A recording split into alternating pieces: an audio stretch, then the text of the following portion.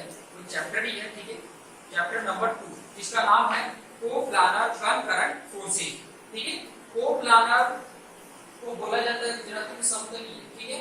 Concurrent का मतलब संगामी और फोर्सेस मतलब बल, ठीक है। तो ये चैप्टर का अगर गुजराती में भी देखोगे तो समतलीय संगामी बल, इसका मतलब क्या होता है? समतलीय का मतलब एक ही प्लेन में जितने भी फोर्सेस एक्ट हो रहे हैं वो सेम प्लेन पर एक्ट हो रहे हैं, मतलब जितने भी फोर्सेस हैं, जैसे ये बोर्ड एक मेरा प्लेन है, 2D है, लेंथ में 2D है, इसके ऊपर जितने भी फोर्स लग रहे हैं वो एक ही प्लेन पे लग रहा है, कोई यहां से लगा रहा है यहाँ पे, कोई यहां लगा रहा है, कोई यहां लगा रहा है, कोई यहां लगा रहा है, अलग अलग प्लेस पर फोर्सेस लगा रहे हैं, तो उसको को-प्लानर फोर्सेस या समतलीय बल बोलते हैं। उसी के साथ एक और पॉइंट जुड़ गया, कनकरेंट मतलब संगामी। संगामी का मतलब एक कंडीशन और ऐड किया, चलो भाई का पूरे फोर्स लग रहे हैं बट कंडीशन एक और डाल दिया कि वो एक ही पॉइंट पे लगने चाहिए, एक ही बिंदु पर सभी फोर्सेस लगने चाहिए, जितने भी बल है वो सभी काम करने चाहिए, एक पॉइंट पर लगने चाहिए और एक ही प्लेन में होना चाहिए। कंडीशन ये कह रहा है, या पूरे चैप्टर में अब ये न्यूमेरिकल भी आएगा तो इसी कंडीशन में बात करेगा, कंडीशन यही बात करेगा कि एक ही प्लेन में है और एक ही पॉइंट पर एक्ट हो रहे हैं, तो उससे रिलेटेड क्या फाइंड आउट करने के लिए आएगा? वो आएगा सबसे पहले आएगा आपको फाइंड आउट करने के लिए रिजल्टेंट फाइंड आउट करने के लिए आएगा।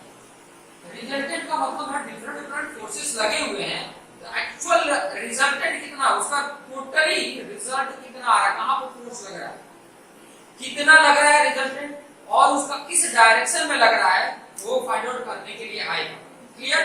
अब ये फाइंड आउट करने के लिए रिजल्टेंट फाइंड आउट करना है, तो ये फाइंड आउट करने के लिए दो तरीके से आप फाइंड आउट कर सकते हैं। ध्यान से समझोगे तो बहुत अच्छे से पूरा चैप्टर यहाँ आपको समझ में आ जाएगा, पूरे चैप्टर में क्या पढ़ने वाले वही चीजें मैं बता रहा हूँ, पूरा का पूरा चैप्टर समझ में आ जाएगा। रिजल्टेंट फाइंड आउट कर रहे हो तो ध्यान दो, इसको मैं दो पार्ट में डिवाइड करता हूँ। एक तो है एनालिटिकल मेथड, एनालिटिकल मेथड उसको बोला जाता है, ठीक है। एनालिटिकल मेथड का मतलब ये हुआ कि आप कैलकुलेशन करके, ठीक है, न्यूमेरिकली सॉल्व करोगे, जो वैल्यू आएगा वो जो सॉल्यूशन है वो एनालिटिकल वे से आपने सॉल्व किया है, कैलकुलेशन करके। क्लियर? तो एनालिटिकल होता है। दूसरा होता है ग्राफिकल मेथड या वे बोल सकते हो या मेथड बोल सकते हो, ठीक है। तो ग्राफिकल मतलब आप ड्रॉ करोगे, बाय स्केल आप ड्रॉ करोगे, ठीक है, और स्केल के बाद जो फाइनल रिजल्ट आएगा वो मेजर करोगे, जो वैल्यू आएगी वो इसका रिजल्टेंट बताएगा, तो वो है ग्राफिकल मेथड, ठीक है। अब यहां पे ध्यान दो, एनालिटिकल मेथड से अगर कोई, ये चैप्टर का नाम ध्यान रखना कि को-प्लानर कनकरेंट है, अगर ओनली टू फोर्सेस एक्ट हो रहे हैं, क्या बात कर रहा हूं, ओनली टू फोर्सेस एक्ट, अगर ओनली टू फोर्सेस एक्ट हो रहे हो तो ध्यान देना, टू फोर्सेस का मतलब कि एक ही प्लेन पे है और एक ही पॉइंट पे है, दोनों फोर्सेस जो लग रहे हैं ओनली टू फोर्सेस के एक ही पॉइंट पे है, मान लो दो फोर्सेस, एक ये पॉइंट से इधर है और एक पॉइंट से इधर है, ओनली टू फोर्सेस, टू से ज्यादा नहीं, ओनली टू फोर्सेस की बात हो रही है, तो उसको रिजल्टेंट फाइंड आउट करने के लिए जो मेथड का नाम है, ये जो नियम का नाम है, उसका नाम है पैरेललोग्राम लॉ ऑफ फोर्सेस, ये नाम है। और इसकी स्टेटमेंट भी बताऊंगा कि क्या स्टेटमेंट है, इसके डेरिवेशन बताऊंगा कि फॉर्मूले जो आएंगे उसके डेरिवेशन, इसके रिजल्टेंट फाइंड आउट करने के लिए फॉर्मूले हैं। दो फोर्सेस हैं तो दो ही फोर्सेस लगे होंगे कोई एक पॉइंट पे, ठीक है, वो दो फोर्सेस की लगे हैं, जैसे मान लो कि एक मैं यहां पर खड़ा हूं, एक फोर्स इधर से कोई लगा रहा है, उतना ही अगर इधर से कोई फोर्स लगा रहा है तो रिजल्टेंट फोर्स कितना होगा, जीरो होगा कि जितना इधर से लगा रहा है उतना इधर से लगा रहा है तो रिजल्टेंट जीरो होगा, और रिजल्टेंट जीरो होने का मतलब मेरी बॉडी चेंज नहीं होगी, कहीं इधर और इधर पोजीशन चेंज नहीं होगा। लेकिन मान लो कि मैं 10 न्यूटन का इधर फोर्स लगा रहा हूं, 5 न्यूटन का इधर फोर्स लगा रहा हूं, तो मेरी बॉडी किधर जाएगी, इस डायरेक्शन में जाएगी, क्योंकि 10 न्यूटन का ज्यादा है, और रिजल्टेंट कितना जाएगा, कितना 5 न्यूटन का इधर रिजल्टेंट होगा, तो तो ये तो सीधा सीधा दिख रहा है, ये तो सीधा सीधा दिख रहा है, लेकिन मान लो कि ये मेरा पॉइंट है बॉडी, कोई बंदा इधर से खींच रहा है और कुछ इसके साथ एंगल को इधर से खींच रहा है, समझ में? तो मेरी बॉडी किधर जाएगी? इधर जाएगी, इधर जाएगी, इधर जाएगी, ठीक है? तो वो डायरेक्शन भी बताएगा और कितने न्यूटन से वो उस तरफ जाएगा, कितने फोर्स से उस तरफ जा रहा है, वो रिजल्टेंट फाइंड आउट करने का ये मेथड का नाम है, ये लॉ है पैरेललोग्राम लॉ ऑफ फोर्सेस, जिसको बोला जाता है समांतर बाहु चतुष्कोण नियम। यही गुजराती में इसका यही नाम है, बड़ो ना समांतर बाजू चतुष्कोण नियम, बड़ो ना समांतर बाजू चतुष्कोण नियम इसका नाम है, बड़ो ना समांतर बाजू चतुष्कोण नियम। क्लियर? अब इसका स्टेटमेंट क्या होगा वो चीजें भी मैं बता दूंगा, अभी सिर्फ कॉन्सेप्ट समझो। तो ये सिर्फ दो फोर्सेस का है, ठीक है? अच्छा, ये तो एनालिटिकल मेथड से सॉल्व हो जाएगा। ग्राफिकल मेथड से जो सॉल्व होता है उसका नाम है, ओनली टू फोर्सेस एक्ट हो रहा है तब, तो उसका ग्राफिकल नाम जो है उसका नाम है triangle law of forces, triangle law of forces, त्रिकोण नियम, triangle law of forces Gujarati में त्रिकोण नियम बोलते हैं, ठीक है? तो ये त्रिकोण नियम ग्राफिकली आप ड्रॉ करके और कैसे वो फाइंड आउट करोगे वो जब मैं टॉपिक समझाऊंगा तो आपको बता दूंगा, ठीक है? इसके साथ साथ इसकी जो स्टेटमेंट है वो बता दूंगा और कैसे उसको ड्रॉ करेंगे वो चीजें बता दूंगा, ताकि आपको आसानी से समझ में आए। अच्छा, ये दो फोर्सेस लग रहे हैं तो समझ में आ गया कि सिर्फ टू फोर्सेस लग रहे हैं बॉडी पे, क्लियर हुआ? अगर मोर देन टू फोर्सेस लग रहे हैं, दूसरा क्या है? More than two forces act हो रहे हैं, ठीक है? मोर देन टू फोर्सेस अगर एक्ट हो रहे हैं तब उसके लिए क्या करेंगे? जैसे मेरी ये बॉडी रस्सी से बांधा हुआ है, एक कोई इधर खींच रहा है, एक बंदा इधर खींच रहा है, कोई एक इधर खींच रहा है, कोई एक इधर खींच रहा है, कोई एक इधर खींच रहा है। मेरी बॉडी एक्चुअल किधर जाएगी? जिधर रिजल्टेंट का डायरेक्शन होगा, और रिजल्टेंट कितना होगा वो फाइंड आउट करने का मेथड का नाम है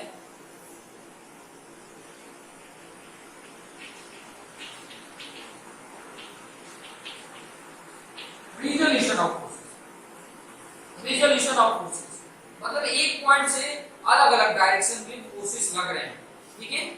तो उसको उसके रिजल्टेंट फाइंड आउट करने के लिए जो मेथड का नाम है वो रिजोल्यूशन ऑफ फोर्सेस है। More than two forces act हो रहे हैं, तो दो फोर्सेस है तो इसे भी आसानी से निकाल सकते हैं, ठीक है?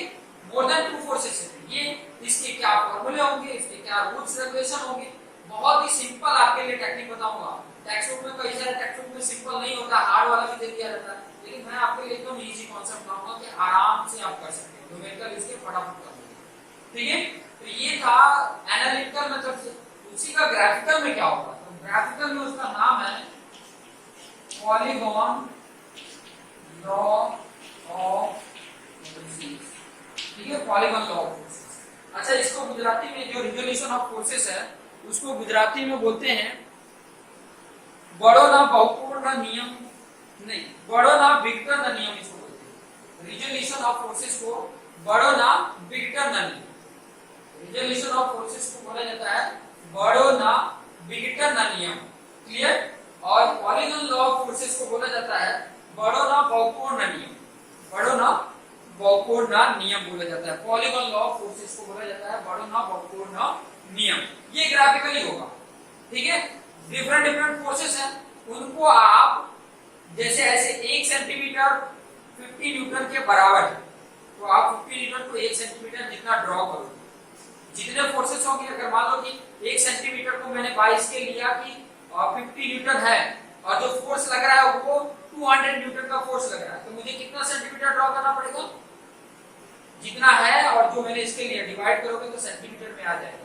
1 सेंटीमीटर में 50 न्यूटन को रिप्रेजेंट कर रहा हूं, तो 200 न्यूटन को कितने सेंटीमीटर ड्रॉ करूंगा? 4 सेंटीमीटर। 50 50 50 50 50 50 चार बार आएगा तभी ना, 50 न्यूटन 1 सेंटीमीटर का बता रहा है, तो 200 जाने में 4 बार जाएगा ना, तो 4 सेंटीमीटर ऐसे ड्रॉ करेंगे। वो भी टेक्निक बहुत ही अच्छे से बताएंगे, क्योंकि आप लोगों ने बीडी करके आए हो, ईडी करके आए हो, इंजीनियरिंग ड्राइंग करके आए हो, तो आपको हेल्प मिलेगा, उसमें दिक्कत नहीं होगा। क्लियर हो रहा है ये सब चीजें?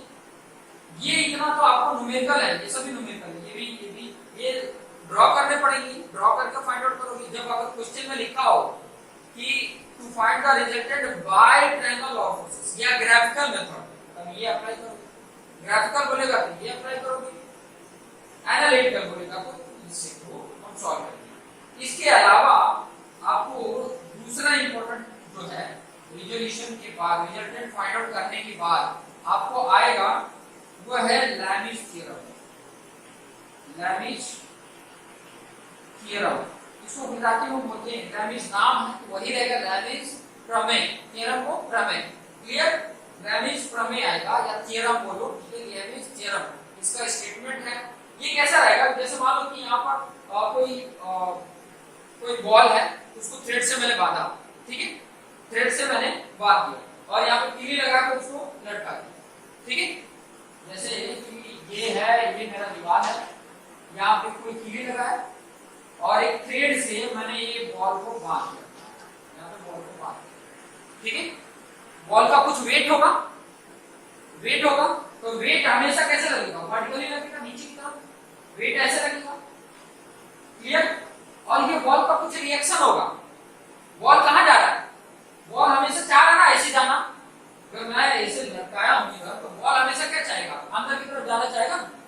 अगर जाना नहीं चाहता तो मैं बॉल इधर रखता तो इधर रुक जाता ना, कहाँ जाता है। अगर मान लो इधर कीली से लगा है और बॉल से अटैच है थ्रेड से, तो बॉल को मैं यहां से छोड़ूं तो कहाँ जाएगा, इधर जाएगा। और जब इधर जाएगा तो इसको ये कौन रोक रहा है, ये बॉल रोक रहा है ना, तो इसका कुछ रिएक्शन है। तो रिएक्शन किस डायरेक्शन में है, बॉल को इधर रोक रहा है। बॉल जाना चाह रहा है इधर, लेकिन रिएक्शन किधर है, इसी डायरेक्शन में। तो ये बॉल इधर जाना चाह रहा है, रिएक्शन किधर होगा, इधर होगा। तो आर से इंडिकेट कर दें, ठीक है। तो इस थ्रेड में टेंशन कितना आ रहा है, पूछेगा कितना टेंशन आ रहा हो, टेंसाइल आ रहा है ना, ये लगा हुआ बॉल इधर खींच रहा है नीचे की तरफ, बॉल का रिएक्शन इधर लग रहा है, खिंचाव आ रहा है ना थ्रेड में, तो उसमें कितना टेंशन प्रोड्यूस हो रहा है वो फाइंड आउट करना हो तो आप लैमिज थ्योरम यूज करें। ऐसे कंडीशन के लिए लैमिज थ्योरम यूज करके और उसके रिएक्शन फाइंड आउट कर सकते हो, बॉल का कितना रिएक्शन है और ये टेंशन फाइंड आउट कर सकते हो। बहुत ही सिंपल फार्मूला है, आसानी से। लेकिन कॉन्सेप्ट समझोगे, प्रैक्टिकली चीजों को समझोगे तो आपको आसानी से समझ में आएगा। अदरवाइज इसलिए मैं ये पहले ही बता देता हूँ, ये आपको चैप्टर में पढ़ना है। एक और है, तीसरा आपको बता देता हूँ। तीसरा है वो है इक्विलिब्रियम कंडीशन।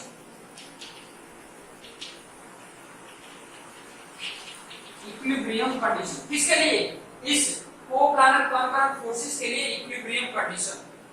कोप्लानर कॉन्करेंट मतलब समतलीय संगामी बड़ों માટે समतल નો नियम या शर्तों, समतल नो कंडीशन मतलब शर्त, ठीक है, समतल नो, ठीक है, समतलीय नो इसको बोलते हैं इक्विलिब्रियम कंडीशन, शर्त, ठीक है। तो ये चीजें फाइंड आउट करने के लिए आएगा, ये बहुत काम आएगा आपको, ठीक है। इक्विलिब्रियम कंडीशन ये होता है कि जैसे कि मेरी बॉडी है, इसके ऊपर डिफरेंट फोर्सेस लग रहे हैं लेकिन ये स्टेबल है। जैसे ये बीम दिख रहा हो तो बीम के ऊपर लोड पड़ रहा है, ठीक है, एक लोड ये आ रहा है, विंड का भी लोड आ रहा होगा, हवा चल रही तो उसका भी लोड आ रहा होगा, हम इसके ऊपर खड़े रहते हैं तो उसका भी लोड आता है। ये जिस मटेरियल का है, इस मटेरियल को खुद का भी तो लोड होगा ना, ये खुद का भी लोड लिया हुआ है, तो ये इतने ऊपर लोड पड़ रहा है लेकिन ये क्या है, स्टेबल है ना। तो ये स्टेबल होने के लिए कंडीशन क्या अप्लाई किया गया होगा जिसकी वजह से ये स्टेबल है, वो कंडीशन आप समझोगे। और ये क्वेश्चंस मैं आपको बोलूं हर पेपर में आप उठा के देखोगे ये क्वेश्चन पूछता ही है। 3 लाइन का आंसर है, 3 लाइन में आंसर है, एकदम सिंपल, फिर भी बच्चे नहीं लिख पाते, पता नहीं क्यों, किस कंफ्यूजन में डूबे रहते हैं। इक्विलिब्रियम कंडीशन,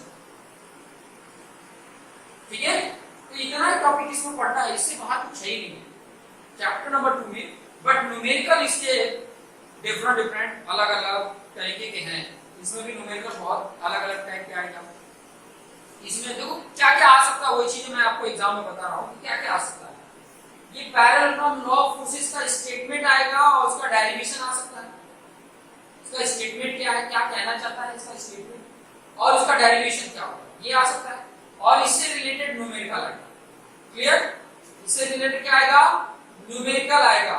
न्यूमेरिकल में रिजल्टेंट फाइंड आउट करने के लिए दे सकता है, या कई बार रिजल्टेंट दिया है और जो दो फोर्सेस है उसमें से एक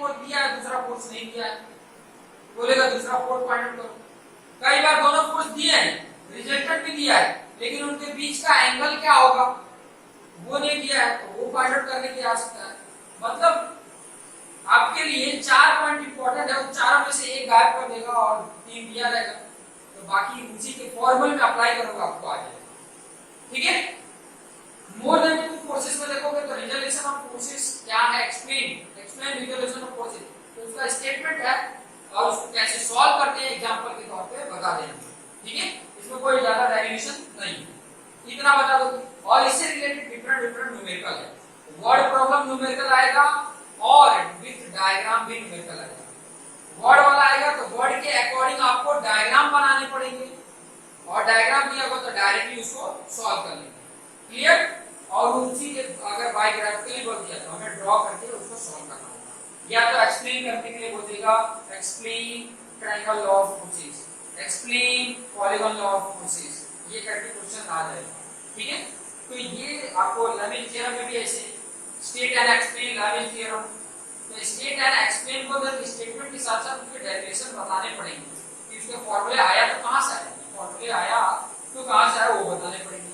क्लियर, अच्छा यहां पे फॉर्मूले बता दूं, इसके जो फॉर्मूले हैं r under root p square plus q square plus 2pq cos theta, ये p और q क्या है, दो डिफरेंट फोर्सेस लगे हुए हैं, वो p q है, और ये उसमें p और q की वैल्यू और थीटा की वैल्यू पुट कर दोगे, सॉल्व कर दोगे तो रिजल्टेंट मिल जाएगा।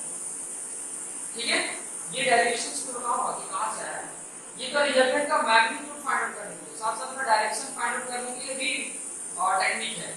मैथ जिसका वीक होगा वो बहुत ज्यादा ध्यान देगा, ज्यादा से ज्यादा इसको क्वेश्चन को करेगा, थोड़ा फोकस इसको ज्यादा करेगा जिसका मैथ वीक है, और खास करके ट्रिग्नोमेट्री जिसका वीक है वो ज्यादा ध्यान देगा। ट्रिग्नोमेट्री 10th क्लास में ट्रिग्नोमेट्री, ठीक है, और इसका डायरेक्शन अगर फाइंड आउट करना होगा तो डायरेक्शन फाइंड आउट करेंगे, theta equal to tan inverse ऐसे करके आता है q sin theta upon p plus q cos theta, बताएंगे ये डेरिवेशन में, बताएंगे इसी वे में आपको समझ में आ जाए, इस तरीके से बताएंगे। रिजल्यूशन ऑफ फोर्सेस करोगे तो उसमें आपको समेशन h फाइंड आउट करना पड़ेगा, समेशन v फाइंड आउट करना पड़ेगा, उसके बाद रिजल्टेंट का फॉर्मूला ये है समेशन h का स्क्वायर प्लस समेशन v का स्क्वायर, इससे फाइंड आउट करोगे। ये थोड़ा अभी लग रहा है क्योंकि अभी डायरेक्ट मैं फॉर्मूला बता रहा हूं तो हार्ड लगेगा, लेकिन उसी को डिराइव करके बताएंगे, उसी को एक्सप्लेन करके बताएंगे कि कहां से कैसे आ रहा फॉर्मूला, तो आपको ऑटोमेटिक इजी लगने लग जाएगा, आपको आसानी से समझ में आने लग जाएगा। ये टॉपिक समझ में आया तो उसके बाद हम ये देखेंगे कि पैरेललोग्राम लॉ ऑफ फोर्सेस का स्टेटमेंट और प्लस उसका डेरिवेशन। क्लियर।